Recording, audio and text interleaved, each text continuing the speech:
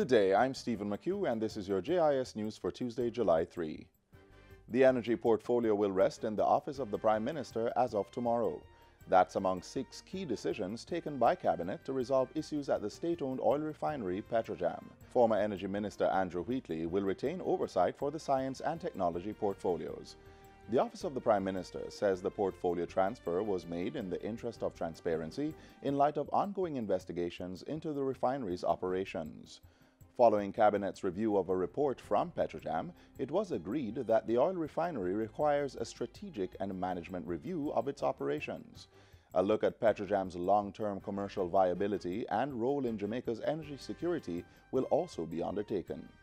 Resulting from the issues at Petrojam, the Ministry of Finance has also been instructed to develop uniformed regulations for public bodies relating to donations and corporate social responsibility. Public bodies will be prohibited from entering into sole source retainer contracts without the prior approval of Cabinet. Overseas travel of board chairmen or board members must receive prior approval of the Minister. And the residential status of all persons nominated to boards must be stated in the Cabinet submission seeking approval for their appointment. A multi-year program is being set up to develop and produce commercially viable feature-length films in Jamaica. JAMPRO, the British Council, and the Jamaica Film and Television Association, JAFTA, will collaborate on the Film Lab. It will impact at least 30 participants, including writers, script editors, and producers. The project will include capacity building in script development, financing, and distribution. In-market visits will also be facilitated to build business relationships between the Jamaican and UK film industries. The final stage of the program is the production of selected feature-length films, which will be released in 2021. JAMPRO says participants will benefit from increased knowledge exchange through mentoring by local and international experts. The Ministry of Labour and Social Security has launched a Training of Trainers workshop to increase the island's move to end child labour. At Monday's launch, Portfolio Minister Shahini Robinson said government was working at strengthening regional labour inspectors' capacity to identify victims of child labour. Child labour and its attendant problems are an unacceptable reality, and through our combined efforts, we will continue to work to build a regional culture of prevention and elimination for child labour and occupational risks. The workshop is an initiative of the International Labour Organization and Brazil's South-South Corporation, which was established to identify common areas of need in the region. More than 50 youngsters who were recent wards of the state have received life skills and empowerment training to help them transition and take charge of their lives. The Child Protection and Family Services Agency, CPFSA, hosted a seminar for the youngsters on Friday as part of its Transitional Living Program. The event was held at the Chinese Benevolent Association and targeted young men and women 18 years and older.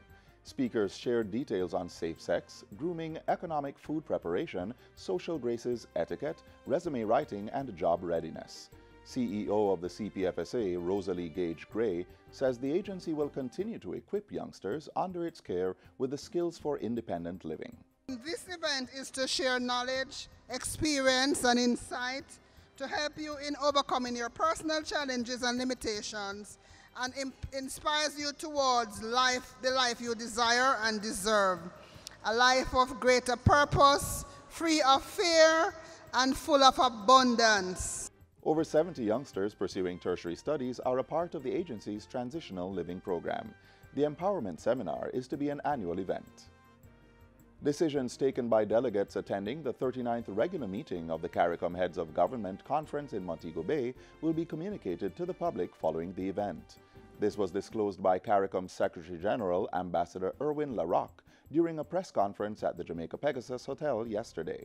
He says CARICOM recognizes that there is need for more information dissemination and more data on what the leaders are doing.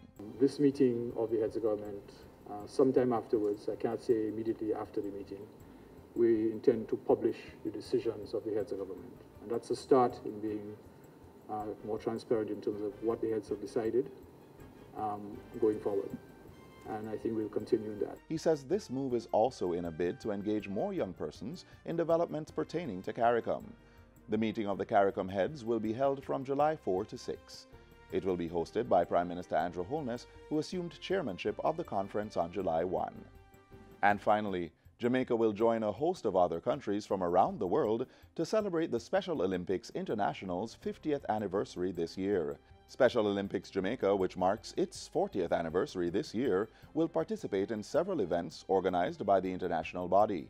The first is a 4-day unified football tournament starting July 17 in Chicago in the United States. Jamaica is the only Caribbean country slated to participate. In March 2019, the global body will stage the Special World Games in Abu Dhabi, United Arab Emirates, to which Jamaica will be sending a 98-member delegation inclusive of 3 unified teams. More than 7,000 athletes from 172 countries will parade their talents before a global audience from March 14 to 21. As part of preparations for the Special World Games, over 600 local athletes participated in Special Olympics Jamaica's 35th Annual National Summer Games on June 29 and 30. State Minister of Sport Orlando Terrilong has commended the Games, organizers and volunteers for their tireless efforts in supporting persons with special needs. Together we are stronger, giving every single Jamaican, irrespective of mental or physical disability, an opportunity to try. And so I want to say a very special thank you to the members of the Special Olympics team, to all the board members here, those who have come also from overseas. A very big thank you for everything that you do and everything that you will do to ensure that all of our athletes here in Jamaica, that they recognize that they're all special. The Chase Fund has been the main sponsor of the Summer Games since 2004. And that's it for JIS News Today. I'm Stephen McHugh. Thanks for watching.